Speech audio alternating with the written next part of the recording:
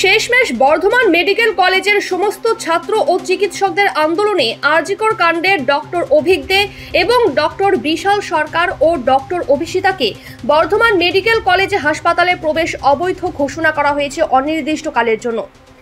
সন্দীপ ঘোষের গ্রেফতার নিয়ে বর্ধমান মেডিকেল কলেজ হাসপাতালে আন্দোলনরত চিকিৎসকেরা জানান, সন্দীপ ঘোষের গ্রেফতারটা আমাদের অত্যন্ত প্রত্যাশিত ছিল এবং আমাদের একটা আন্দোলনের দাবি ছিল।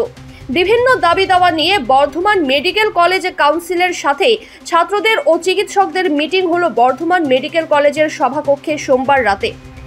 এদিন বর্ধমান মেডিকেল কলেজ হাসপাতালের ছাত্র ও চিকিৎসকদের অভিযোগের ভিত্তিতে কলেজ কাউন্সিলিং সিদ্ধান্ত নিয়েছে আরজিকর কাণ্ডের সাথে যুক্ত বর্ধমান শহরের নারায়ণদিঘি এলাকার গড় বাসিন্দা ডক্টর অভিক দে এবং ডক্টর বিশাল সরকার এবং ডক্টর অভিষিতাকে এই তিনজনকে বর্ধমান মেডিকেল কলেজ হাসপাতালে প্রবেশ অবৈধ ঘোষণা করা হয়েছে অনির্দিষ্টকালের জন্য।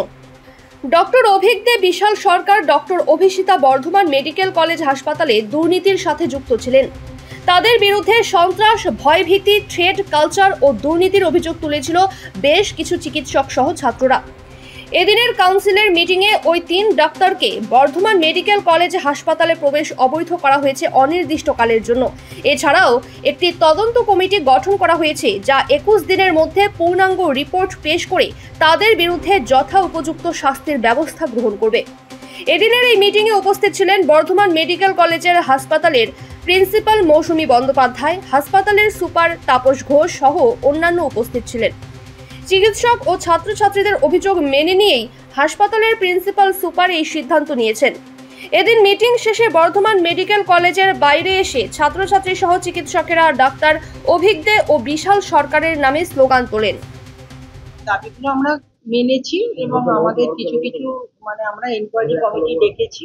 হ্যাঁ, এটা হবে, তৈরি হবে এবং সেই এনকোয়ারি কমিটির যে রেজলিউশন হবে সেটা আবার কলেজ কাউন্সিলকে আমরা প্রেজেন্ট করবো। তারপরে অভিক দে কলেজে ঢুকতে পারবে না, এই ব্যাপারে ছাত্রদের একটা দাবি ছিল, সেটা কলেজ কাউন্সিল মানলো। তো এখন এখানকার কেউ নয়, ও তো পিজিটি এসএসকে, সেই জন্য এখানে ঢোকার কথাটা আসে না। সিদ্ধান্ত কি নিয়েছে সেটাকে না ঢোকা যাবে না এখানে? আপাতত তোর তো কোনো কাজ নেই, আসার কথা না। এই সিদ্ধান্ত হয়েছে, দেখছি। হ্যাঁ, সিদ্ধান্ত হয়েছে। আচ্ছা, আর এছাড়াও যে ওরা আরো ছাত্ররা দাবি করছিল ডক্টর বিশাল এবং ডক্টর অভিষেক, এনাদের বিরুদ্ধে অ্যালিগেশন সবটাই এনকোয়ারি কমিটি একটা আমরা ডেকেছি। কত ছিল? হ্যাঁ, এটা হয়নি এনকোয়ারি কমিটি, তো আজকেই হলো, ডিসিশন হলো, এনকোয়ারি কমিটি মিটিং হবে, সেখানটাতে আমরা রেজলিউশন নেব, কি হলো তার, সেটার যেটা এনকোয়ারি কমিটির রিপোর্ট হবে সেরকম। থ্রেড কালচার দিয়ে একটা অভিযোগ করছিল এবং অভিক দে এবং তার অ্যাসোসিয়েট বর্ধমান মেডিকেল কলেজে দীর্ঘদিন ধরে থ্রেড কালচার চালাচ্ছে, সেই ব্যাপারে কি কোনো পদক্ষেপ? থ্রেড কালচার আমার নলেজে ছিল না, আমিও এই থ্রেড কালচার এই কথাটাই দুদিন আগেই শুনেছি। তো সেটা নিশ্চয়ই কাম্য নয়, একদমই আমার ক্যাম্পাসে থ্রেড কালচার একদমই আমি অ্যালাউ করবো না, সেটা নিশ্চয়ই ভবিষ্যতে আর হবে। সন্দীপ ঘোষ গ্রেপ্তার হওয়ার পরে কি এই সিদ্ধান্তটা? না, ওটা তো আমরা জানি না, এত মিটিং এ ছিল। কদফা দাবি ছিল ছাত্রদের? তিন চার ছ রকম কিছু ছিল। সবগুলোই কি মেনে নিয়েছে?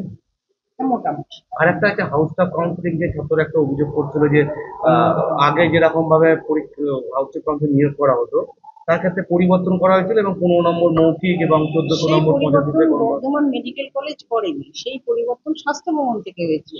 আমার কোনো অধিকারই নেই আমি সেই নিয়ম পাল্টে দেবো। স্বাস্থ্য ভবন নিয়ম পাল্টেছে, 85 আর 15 হবে, সেইভাবে নিয়ম করা হয়েছে। আবার যদি স্বাস্থ্য ভবন মনে করে যে আবার আগেকার নিয়মে ফেরত যাবে, আমরা আবার করে দেবো।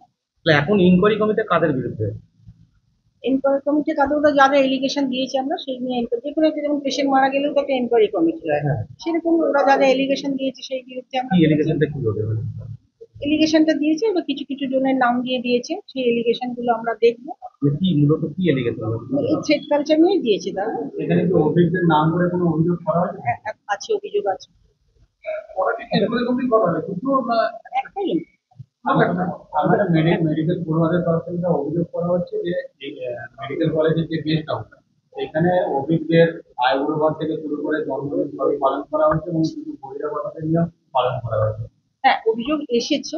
আমি তখন এখানে জয়েন করিনি, অ্যাজ প্রিন্সিপাল পদে আমি ছিলাম না, কিন্তু এই ঘটনাটা হওয়ার পর থেকে আমি গেস্ট হাউস একদম বন্ধ করে দিয়েছি, আদার দ্যান এক্সট্রা টাইম কেউই থাকবে না। একটা ছবিতে দেখা যাচ্ছে- লকডাউন কি আছে? ও ম্যাডাম, একটা ছবিতে আপনাকেও দেখা যাচ্ছে কি একটা ভাইরাল ছবি, আপনি দেখাচ্ছে আপনি ওই অনুষ্ঠানে আছেন।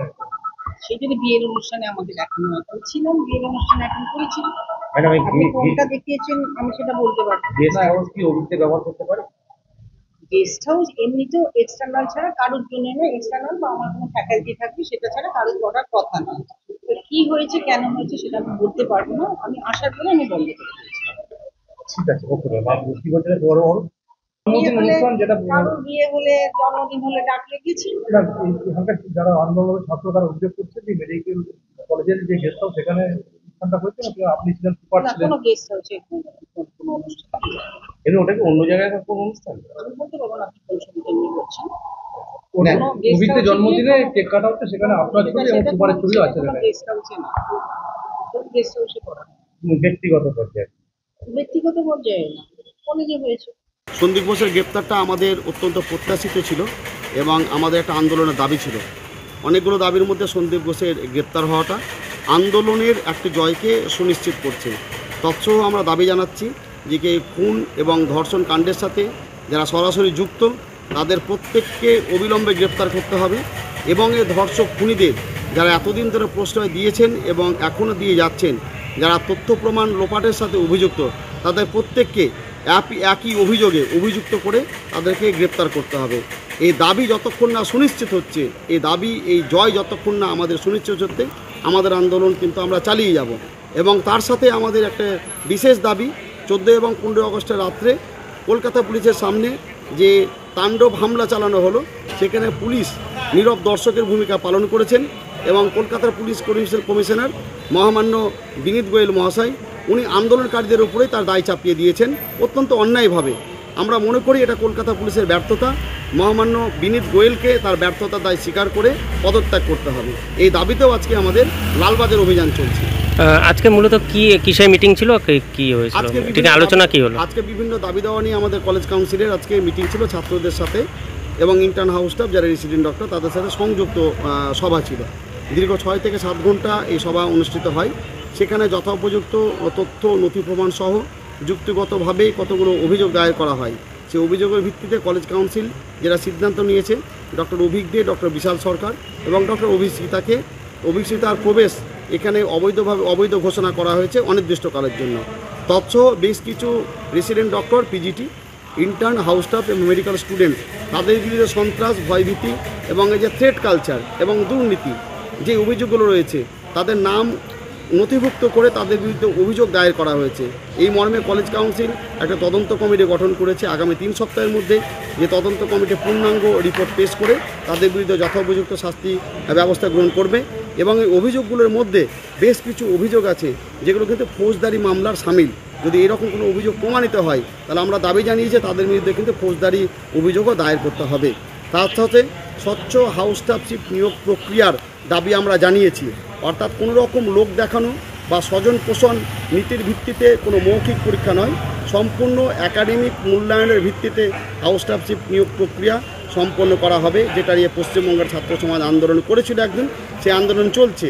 আজকে বর্ধমান মেডিকেল কলেজের ছাত্র সমাজ এবং কলেজ কর্তৃপক্ষ সেই দাবিকে সিলমোহর দিয়ে আমরা দাবি জানিয়েছি যে হাউস স্টাফশিপ নিয়োগ প্রক্রিয়া একাডেমিক মূল্যায়নের ভিত্তিতে হবে, কোনো রকম কোনো স্বজন পোষণ লোক দেখানো কোনো মৌখিক পরীক্ষার ভিত্তিতে নয়।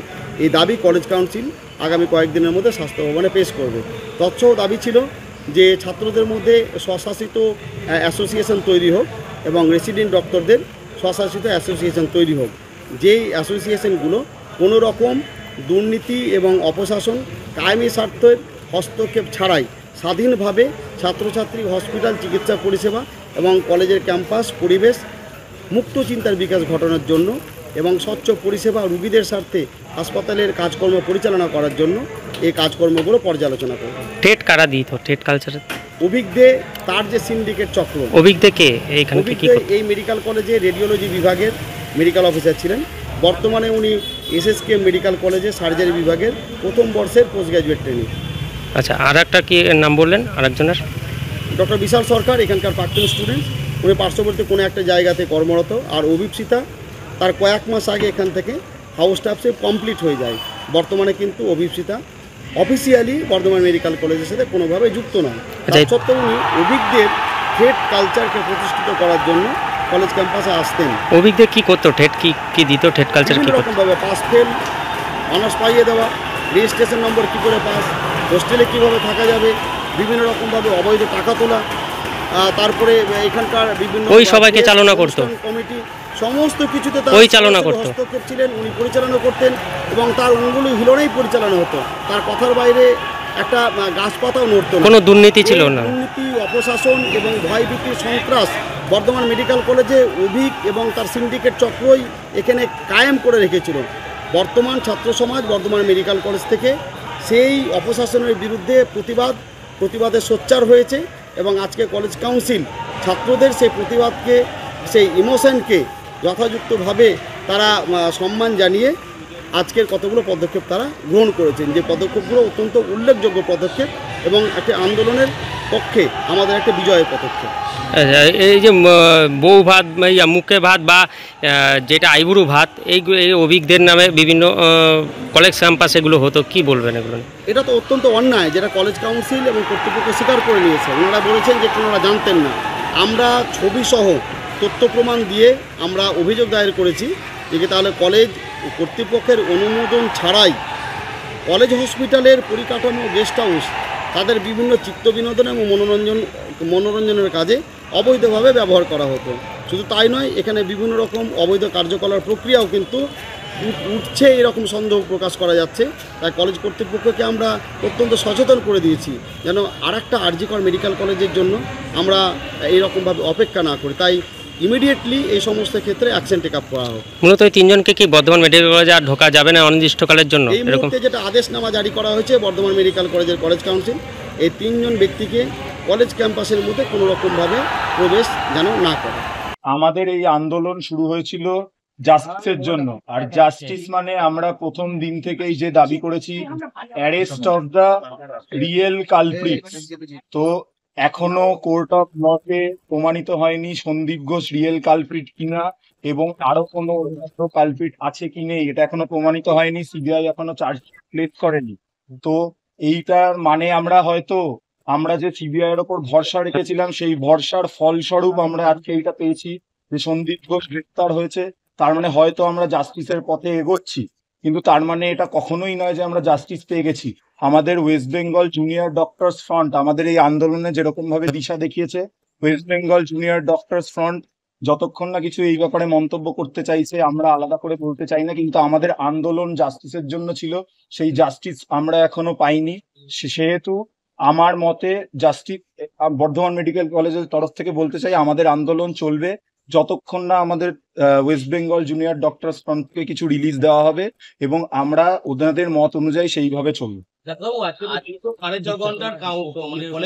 মিটিং ছাত্রদের সাথে বিভিন্ন দাবি দেওয়ার প্রসঙ্গ উঠেছে, যে অভিজ্ঞ থেকে শুরু করে বিশাল বাবু সমস্ত কি হলো মিটিং এ? একটা কথা বলে দিই, এই ব্যাপারে এখনো প্রিন্টেড অর্ডারটা বেরোয়নি। প্রিন্টেড অর্ডারটা বেরোলে সেটা আপনাদের সামনে আমরা তুলে ধরবো। কিন্তু এই মুহূর্তে কলেজ অথরিটি আমাদের অনেকগুলো দাবি মেনে নিয়েছেন।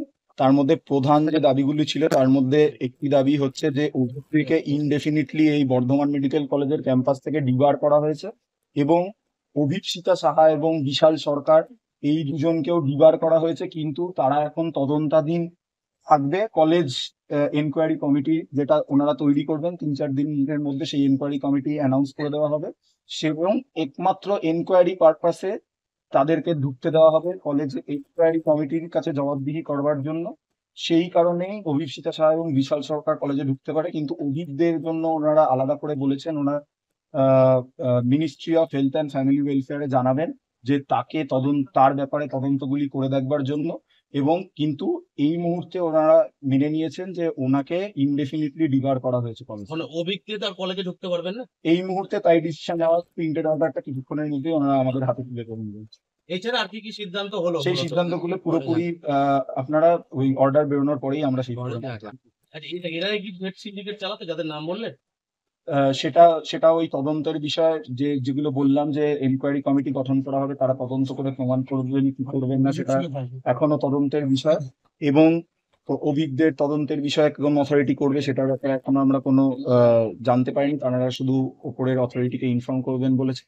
তো এবার দেখার বিষয়ে কি বেরোয়। মানে বিশাল এবং অভিষেকা দুজনকে দুদিনের মধ্যে গঠন করতে 3-4 দিনের মধ্যে গঠন করা হবে।